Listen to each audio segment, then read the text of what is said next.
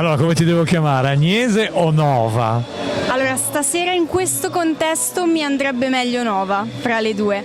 Però dipende da dove mi incrociate per strada, diciamo. Vabbè, oggi ti incrociamo invece qua in piazza 8 marzo, quindi una data ovviamente importante, direi che la tua esibizione artistica ti possiamo chiamare Nova.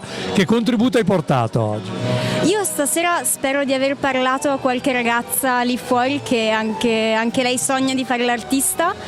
Spero di portare un messaggio di coraggio, credo sia la cosa di cui abbiamo più bisogno oggi tra i giovani. Tu hai usato un tema, il sogno di fare l'artista, perché tu sogni di fare l'artista? Certo, è la cosa che sento di dover fare nella vita, quindi posso solo augurare di riuscire a farlo a chi lo desidera, diciamo.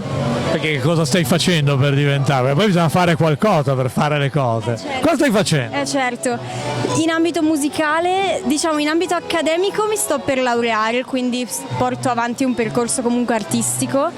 In ambito musicale io mi butto, credo sia l'unica cosa da fare senza paura e senza paura di sbagliare soprattutto.